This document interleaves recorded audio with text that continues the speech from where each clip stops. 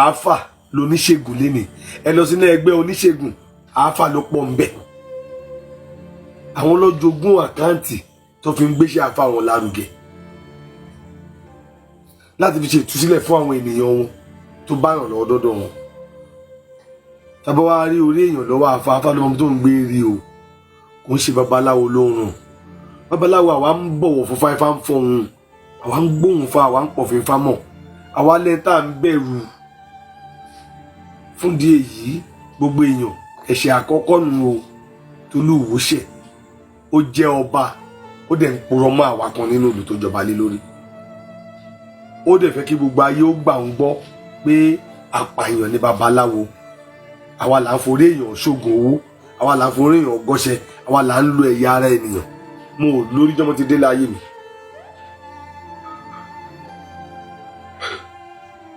ẹ̀yin ẹ̀ wá wò bẹ́ẹ̀ gbogbo ẹ̀yin èèyàn tẹ́ bá débì kan tẹ́ bá dọ́dọ̀ èèyàn kan tó ń sọ pé èèyàn ni wọ́n lò fún yín irọ́ ni kò ń ṣe babaláwo ẹ tò díẹ̀ dáadáa kò ń ṣe babaláwo ewúrẹ́ ni babaláwo fi ń ṣẹbọ àgùntàn ni babaláwo fi ń ṣòro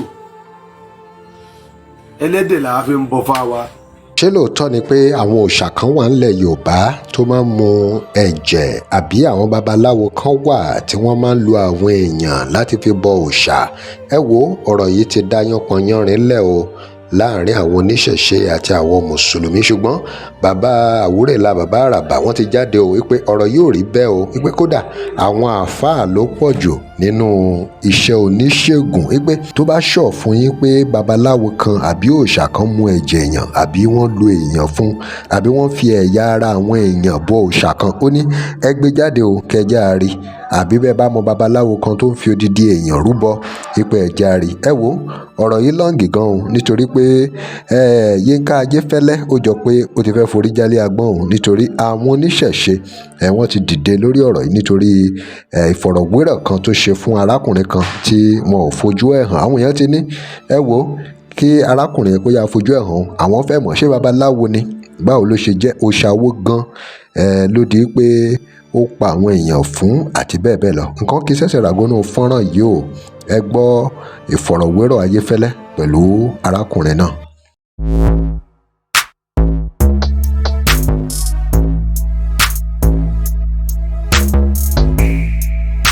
Welcome to crossblog X TV. Remember to like, share and follow us. Ó lè ṣe wá ń rí wọn ó láwọn ọmọ tí mo ní fún wọn tó máa gbé mọ́tò síta so tó máa ti gbé mọ́tò síta wọ́n lè lọ gbé ọmọ ní club wọ́n lè gbé ọmọ lẹ́gbẹ̀ẹ́ títì bí kò bóyá wọ́n fẹ́ fẹ́ ní boyfriend àbí àgbésùn so wọ́n á dẹ̀ gbé tó bá ti kú díẹ̀ kan délé ó ní nǹkan tó máa fi kàn ní ara. ó lọ ń tiẹ̀ nìyẹn. ó lọ nìyẹn tó bá ti wá pa ẹ̀jẹ̀ náà máa dà sórí òrìṣà yẹn. mẹ́sẹ̀gì mi ó lọ sọ́dọ̀ Yínká Ayéfẹ́lẹ́ lórí interview tó ṣe òun ni mo ṣe fẹ́ pè ẹ́ níjà wípé ẹni tó interview yẹn a fẹ́ mọ onítọ̀hún everybody fẹ́ mọ̀ yes. ẹ ti jọ dídí èèyàn rí. bẹ́ẹ̀ ni bàbá. ẹ sà orí rédíò màlẹ́ wà. bẹ́ẹ̀ ni bàbá mo mọ̀ pé orí rédíò mo wà. ẹni gbàrà tẹ́ ẹ bá kọ́kọ́ pààyàn ẹ ní brown lẹ̀dọ́ gbọ́dọ̀ rí.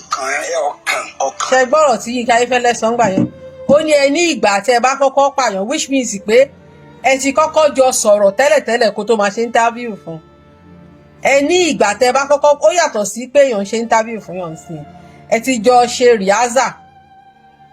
ṣe rìhásà so kó tó di pé ẹ wá gbé fídíò síta ok.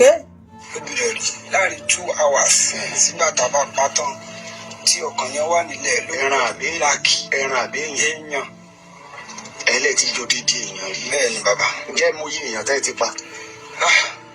èyí tí ó ṣàlàsán òrìṣà lásán gbà going to 78.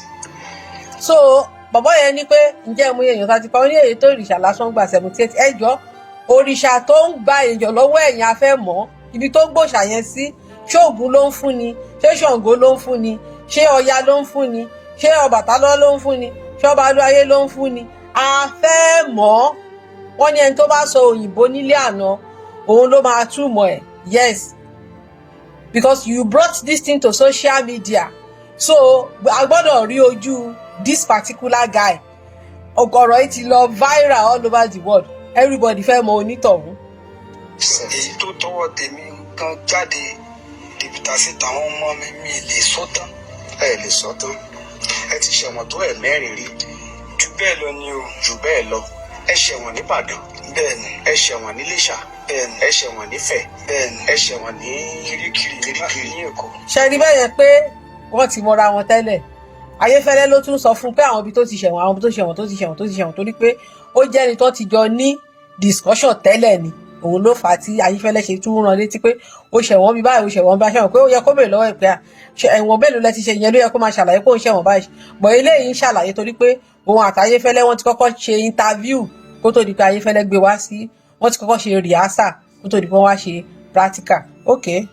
méjì ní iṣẹ́ ìmíì wà tó jẹ́ pé ẹ̀ẹ́gbẹ̀mí là ìmíì wà tó jẹ́ pé ẹ̀ẹ́ mú balẹ̀. ṣe gbọ́ bẹ́ẹ̀ ṣe gbọ́ jẹ́ kí n dá kí ní ìpadà sẹ́yìn bẹ́ẹ̀ mo fẹ́ rí bá mo fẹ́ dá fara. ẹ nígbà tẹ́ wà níbi ọdún 9 sí 10 ẹbọ lẹ̀ ń jẹ́ kiri ẹ ṣẹ̀wọ̀n nìbàdàn. bẹ́ẹ̀ni. ẹ ṣẹ̀wọ̀n níléṣà. bẹ́ẹ̀ni. ẹ ṣẹ̀wọ̀n nífẹ̀. bẹ́ẹ̀ni. ẹ ṣẹ̀wọ̀n ní kirikiri ní èkó.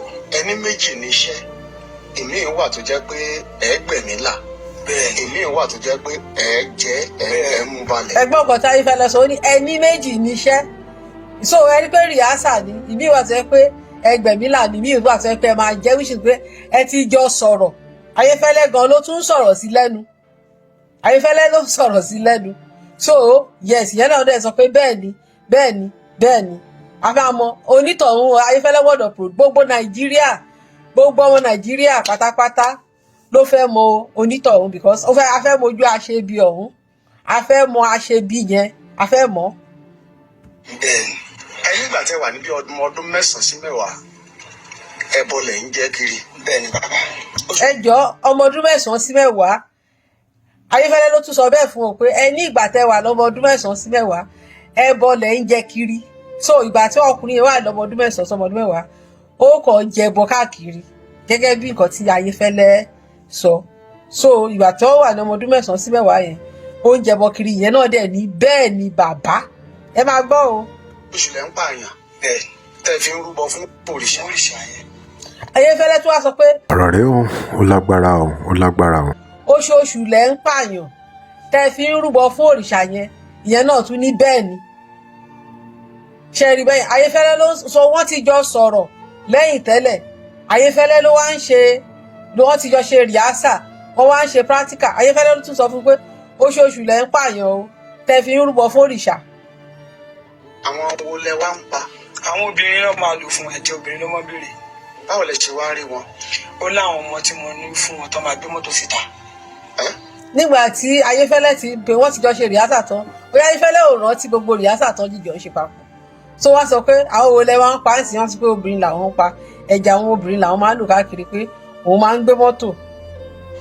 so tó máa ti gbé mọ́tò síta wọ́n lè lọ gbé ọmọ ní club wọ́n lè gbé ọmọ lẹ́gbẹ̀ẹ́ títì bí kò bóyá wọ́n fẹ́ ní girlfriend àbí àgbésùn so wọ́n á dẹ̀ gbé tó bá ti kú díẹ̀ kan délé wọ́n ní nǹkan tó máa fi kàn ní ara.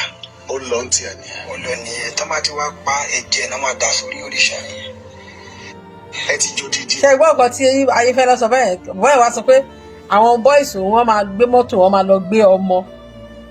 lọ gbé ọmọ ní títì ipe so tó bá ti wá pa ọmọ yẹn ẹ̀jẹ̀ ló máa ń dà sí orí àwọn òrìṣà yẹn ẹni tó bá gbọ́ ohùn ẹni tó ń sọ̀rọ̀ yìí ẹ rí pé ẹni tó ń sọ̀rọ̀ yìí gan mi ò rò pé ó róúnjẹ jẹ mi ò rò pé ó róúnjẹ jẹ mi ò rò pé ó rí ṣe yes àdéhùn dìde tẹ bá máa rí ẹni yìí ẹ rí pé ẹni yìí kò ní kẹ̀kẹ́ tó sọ pé àwọn bọ́ìsì òun gbé mọ́tò wọn lọ ń gbéyàn yìí ẹ rí pé kò ní kẹ̀kẹ́ so àwa ń rọ Yínká Ayéfẹ́lẹ́ ẹni tó bá sọ òyìnbó nílé àná òun ló máa ń túmọ̀ ẹ̀ pé kó jọ kó torí Ọlọ́run bá wa pòdúsì arákùnrin síta gbogbo ayé fẹ́ mọ ojú ẹ̀ gbogbo ayé fẹ́ mọ ojú ẹ̀ pátápátá àsìkò tẹ́kàn lè dédé táàgì ṣẹ̀ṣe pẹ̀lú ìdọ̀tí ti kọjá torí pé àwọn bàbá wa àwọn bímọ náà pera wọn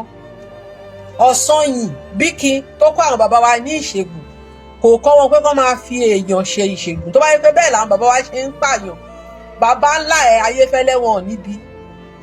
Wọ́n á ti pa gbogbo wọn tán. Wọ́n ní kí àgbàdo tó délé ayé ó ní nǹkan tí ẹdìyẹ ń jẹ àbí. Yèyé Ọ̀ṣun ó ti kọ́ àwọn bàbá wa ní midwifery àtọ̀rúnmìlà tí wọ́n ń bímọ. So oògùn tí Ọ̀sanyìn kọ́ àwọn bàbá wa wọ́n fi ń gbẹ̀mí lànà. Àwọn bàbá wa ò dẹ̀ ná pépà débi tó ti fẹ́ máa ṣe oògùn owó. So tẹ bá sọ pé bóyá Ọ̀rúnmìlà ló kọ́ wọn lóògùn owó ni mò ń try láti sọ. Ọ̀sanyìn kò ná pépà débi tó ti wá fẹ́ máa ṣe oògùn owó. So ẹni tí bàbá wa Yínká Ayéfẹ́lẹ́ brọ́dà mi tó interview jọba wa gbé ojú ẹ̀ síta, a fẹ́ mọ̀ onítọ̀hún. Òrìṣà wa èyí tó ń gba ẹ̀jẹ̀ ṣóògùn ni. Bóyá gbogbo yín ẹ̀ mọ̀ káwọn ancestors ẹ̀ mọ̀ káwọn ni bàbá wa. Ògún á máa gbẹ̀jà àwọn ọmọ ẹ̀, Ṣàngó á máa gbẹ̀jà àwọn ọmọ ẹ̀, Ọbàtálá á máa gbà àwọn ọmọ ẹ̀. Àwọn bàbá tiwa ò ń ṣèkà, wọn ò ń ṣe ìkà. Ọ̀sanyìn á máa gbàjà àwọn ọmọ ẹ̀. Àwọn bàbá wa ń protect ni. Kó tó gbé Jésù dé àbí mọ̀ọ́mọ̀, àwọn bàbá yẹn ló protect àwọn bàbá ńlá tiẹ̀, ìyẹn ìwọ Yínká Ayéfẹ́lẹ́ nínú igbó. Ọ̀pọ̀lọpọ̀ ìlú tí wọ́n dá from nothing, àwọn ancestors yẹn ni wọ́n ń pè tó ń protect wọn gbà náà. Kí ló dé tí wọ́n ṣe pa wọ́n? Àwọn bàbá ńlá yẹn ni wọ́n pa wọ́n mọ́. Àwọn Ọ̀sanyìn ló ṣe nǹkan fún wọn tó fi ń gbénu gbó tí ẹbọra ò fi lè jẹ wọ́n. Òrìṣà oko wọn náà máa ń pè ní ajorí iwin, torí ó bá wa lé àwọn iwin sínú igbó. Orò tẹ́lẹ̀ fẹ́ gbọ́mọ́lé nìyí, ó lé ọ̀pọ̀lọpọ̀, òun náà fi fọ̀lú mọ́ tí ìlú ṣe ń gbé. So age kẹ́ máa wá sórí íńtánẹ́ẹ̀tì kẹ́kọ̀ọ́ create propaganda ó sì kọjá. A gbọ́ ni o, àwa ò gbà. O ní láti produce ọkùnrin yẹn, o ní láti gbé ojú ẹ̀ jáde, gbogbo ayé fẹ́ mọ̀. Yes, ó dẹ̀ máa mú àwọn èèyàn wa dé ibi tó ti ń pààyàn yẹn, tó ń fìyàn sí yẹn. Bẹ́ẹ̀ ni, a sọ jù báyìí lọ, ó dìgbà kan náà. ẹ̀yin èèyàn wa kò jẹ́ bó ti jẹ́, ẹ drop comment yín, remember to like, share and follow us. Thanks for watching. À ń lọ fún ìpolówó ọjà ẹ pé WhatsApp number page yìí. tẹ́ ẹ bá lè rí àmì ṣe gbogbo ogun tó lóhùn ní gbọ́ tó lóhùn ní gbà lórí ayé yín, iná agbára Ọlọ́run máa jó dànù. Kí lè nǹkan tẹ̀ ń là kọjá tó dàbí pé ẹ ti wá ọ̀nà àbáyọ ṣùgbọ́n tí ẹ ti rí ọ̀nà àbáyọ. Ẹ ti pàdé wòlíì yín ló fà, ṣùgbọ́n arán mi sí ọ lónìí dádì, arán mi sí ọ lónìí mọ́mì. Olúwa lòun fẹ́ ṣe nǹkan ńlá nínú ayé yín. Olúwa sọ wípé gbogbo tẹ́ ń là kọjá yẹn òun fẹ́ fi òpin sí. Kí nìkan tẹ́ ń là kọjá lórí ìgbéyàwó ni, lórí ọmọ ni, lórí iṣẹ́ ni, níbi gbogbo ni. Bóyá ogun kan ló dàbí pé ogun yẹn le, ẹ ti gbìyànjú kò tí ì sí ọ̀nà àbáyọ. Ẹ jẹ́ àjọ gbàdúrà, ẹ jẹ́ àjọ wá ojú Olúwa. Kí làṣírí ogun yẹn gangan? Ẹ jẹ́ àjọ wádìí lọ́wọ́ Ọlọ́run ká dẹ̀ mọ ọ̀nà àbáyọ. Ẹ̀rọ ìbánisọ̀rọ̀ tẹ́ fi pè mí fún àdúrà àti ọ̀nà àbáyọ òun náà ni +234 7025 47 5427 +234 7025 47 5427. Bẹ́ẹ̀ ṣe ń pè mí fún àdúrà lórúkọ Jésù ẹ máa rí ìyanu.